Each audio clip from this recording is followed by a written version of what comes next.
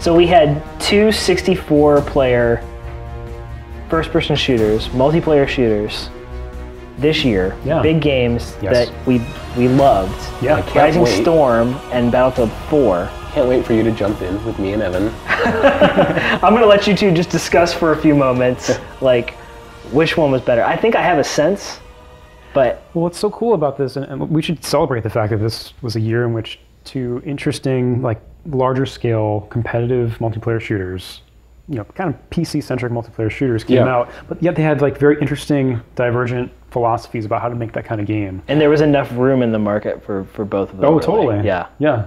Well, I'd love to see two games, like you've just alluded to, with, you know, on the paper the bullet points are the same, but in the same genre, but so very different, you know? Versus seeing a lot of games in the same genre. I don't mean to criticize the MOBA genre, but I do. You know, Oh, yeah, no. you have League of Legends and Dota 2, great, and they have their differences, but then you have a lot of upstarts trying to make MOBAs, and you look at them and it's, you know, what is different? You look at these two games, Rising Storm, Battlefield 4, two 64-player shooters that are totally different experiences. And we're having fun with both of them. Yeah, totally. I mean, on the one hand, we'd say Rising Storm is, it's a much grittier, obviously World War II setting versus sort of modern contemporary setting. Game that's kind of like in a very interesting way about frontline combat. All the maps are attack and defend.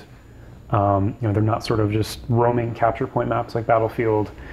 And I think there's something really interesting and surprisingly fun about focused, like meat grinding, often frontline combat where gaining a trench is a huge achievement. You know, just in this small space. And it was kind of cool to have. Yeah, it's 32 on 32. It's big. And yet everyone's coming together at this sort of like meters level. You're fighting for inches instead of like yards or miles. Yeah. And that's, I don't know, gaining ownership over a map in that way that feels intrinsic more so than like you have now captured point C. Yeah, in and Battlefield, get X points for it. Yeah. Yeah, in Battlefield it's an icon that changes color, and you have points, and your team is, you know, the other team is losing more tickets, and it's this sort of, you know, attrition toward victory. Does it feel more abstract than Rising Storm? Yeah. Whereas Rising Storm is this frontline push and pull, this tug of war, that there's a story that goes on throughout the entirety of a match of all these little victories and defeats that add up to the final outcome. And there might be your personal defeats and victories. It might be that I am a rifleman on the front line and I killed a machine gunner and 5 guys were able to move up because of that, and then I died, and that's my sacrifice for that life, you know. And that all those little moments, you know, I remember them as I play through, and I develop this sort of running narrative of what is happening. And you also have in Rising Storm 2 sides that are different. And you don't really have that in Battlefield 4, where everyone has the same weapons. Yeah, the asymmetry, which I think is just a totally brave and ambitious design decision by Tripwire to, you know, have a Japanese side in Rising Storm that essentially doesn't have semi-automatic weapons, you know, semi-automatic rifles, and the American side does have, you know, the M1 carbine, for example, M1 Garand. So they're just fundamentally better at putting lead downrange. Yeah. So how do you balance that? Well, it comes together in all like the subtleties of the map design and like where points are structured and sight lines and things like that. And it takes a lot of work to thread all that together. Yeah. And that was really ambitious. But it's, too. I mean, at the end of the day, it's amazing that I feel really fortunate that we have these two divergent games where you can have this sort of like gritty, serious experience of being a soldier, and like, you know, it's daunting in some ways. We're also not talking about like the really fun, exciting bits of Battlefield they're so different, but right, exactly. I mean, you can have this gritty experience, and then you can get in a helicopter and, you know, switch seats in midair and crash into the side of a building and capture a point and shoot a RPG at someone in midair and just ace them. Yeah, I mean, there's absolutely something to be said for the lightheartedness of Battlefield. Yeah. Of sticking C4 on an ATV and flinging it at somebody and blowing it up. Of just knifing and parachuting, and just like the barrage of unlocks. I mean, I'm increasingly just I pay, like, I'm embarrassed to admit how much attention I pay to Oh. the points I get in Battlefield. do. I mean, there are so many things to unlock in that game, and it just really puts a huge amount of emphasis on that. And there's some things that I don't like about that, like putting a lot of emphasis on the extrinsic things you get out of a kill, rather than just, your aim and that moment and where the guy was and the meaning of it in the context of a match. Right. But whatever, it's a different kind of experience, and I'm glad that I can sort of jump between both. I'm totally loving getting points. Yeah, definitely in Rising Storm, there's like a feeling that when you kill someone, you've done something important for your team. I think we were talking about it, you said you feel like you saved someone's life. And you care about saving your teammate's life. My teammate's life in Battlefield are more kind of funny to watch them ragdoll, mostly. Like, it's not... They're really disposable. And the spawn, it partially is how quickly you spawn in Battlefield, and that I can spawn on squad members, and that makes it a, like, life to life in Battlefield 4. I'm looking for an exciting, a silly, a fun experience. It's constant fun. I'm looking to spawn on you, Evan, because you're in the middle of trying to capture a point, and I'm looking to get some kills and maybe help you out. Or I'm looking to get into a helicopter and do something silly.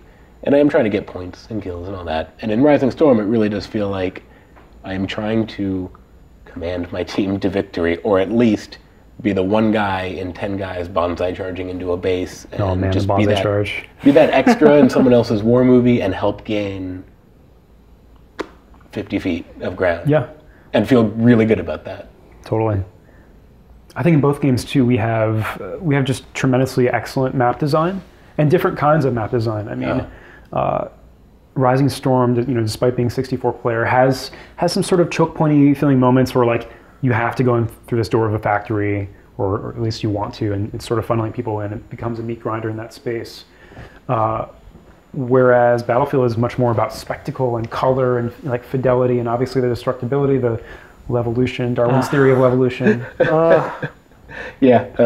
Rising Storm has no levolution. It's a levelationist, I guess. Wow. Amazing. God, I wish the community could make Battlefield 4 maps. I know, what a tragedy. Yeah. But both games are, like we introduced, 64-player, multiplayer, team-based shooters that are totally different experiences to me. It's never really happened before, has it? I'm trying to think of two big 64-player that have both been at this level of quality. I mean, you can go Battlefield 3, Red Orchestra 2, but Tribes 2. I don't know if it was 64, maybe 32. But at this level too, like the strategic level of Rising Storm versus the grand spectacle of Battlefield. And there's a lot of strategy going on in Battlefield too. Like, I mean, I almost liken it to the sort of rivalry we had in 1999 between Quake 3 and Unreal Tournament. Yeah. Similar, same genre, arena shooter, but still, like, subtle but important differences between those different games. Philosophical differences. Oh yeah, in terms of minimalism and, like, over the top, more guns, more options, secondary fire in UT. Oh, I just love those bolt action rifles. Love that flamethrower. That is a nutty weapon. How they balanced the Japanese and Americans is amazing. The Americans have a flamethrower that instantly is an insta-kill. And the Japanese have an indirect firing weapon. Have a knee mortar, which is really hard to use. Yeah. But so is the flamethrower, because in Rising Storm, actually getting to a trench full of enemies, you can spend the whole game trying to get that far up. You can spend the whole game prone, crawling, trying to use your flamethrower, and when you do get those, like, 3 or 4 kills in a row, it's incredible. But we shouldn't leave this topic before or without talking about the sound design in Battlefield 4. Oh, absolutely. I think it's the best. I mean, it's certainly the best of the year. In terms of the... You were saying it was the best in the industry. Yeah, I think DICE does the best sound design for weapons specifically. Right. Hands down. I mean, we can talk about different types of games and compare sound design. It's a little bit of apples and oranges, but they have so many guns in that game, and they all have different little subtleties in how clicky they are, how typewriter-like they are, how bassy and Michael Bay-like they are. I mean, they really convey a lot of person. I mean, they have a dial that says Michael Bay, and they just crank it to 11. Just turn different dials, yeah. So, I mean, one of my favorite aspects of that game is this is a pretty frequent Battlefield moment, where a tank sees you, you run into a building to protect yourself, it takes out the wall next to you, you hear like, and all the low end goes out, right? Like you lose all of like the bassy sounds. Right. But you're still getting like the debris sort of clinking against the ground from the wall, and you're deaf and you're sort of helpless for a moment. I love that touch. Yeah, if only everything didn't go silent for half of the match on certain maps. Oh, right. Yeah, there are some technical issues still. Some technical issues with Rising Storm.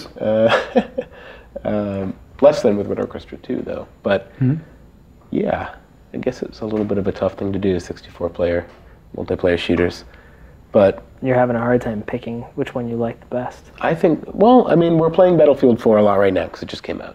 And it's fun to jump in with friends in a squad. New hotness.